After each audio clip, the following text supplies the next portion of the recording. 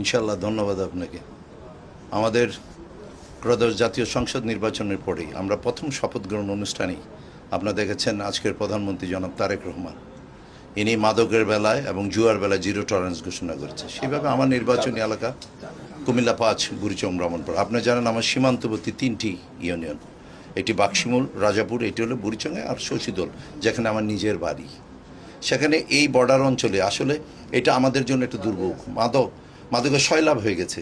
আমাদের এই প্রজন্মের ছেলেরা তারা এই পরিমাণ মাদক আসক্ত হয়ে গেছে। মাদক কারমাদিতে যে শৈলাভ, আমি বারবার প্রশাসনের কাছে বলেছি। আমি যখন আমরা ৫ই আগস্টের পরে আমি প্রথম ইয়াতে আবার ডিসি অফিসের আইন শৃঙ্খলা মিটিংয়ে আমি বলি, তারা কখনো কোনো কর্ণপাত করেনি।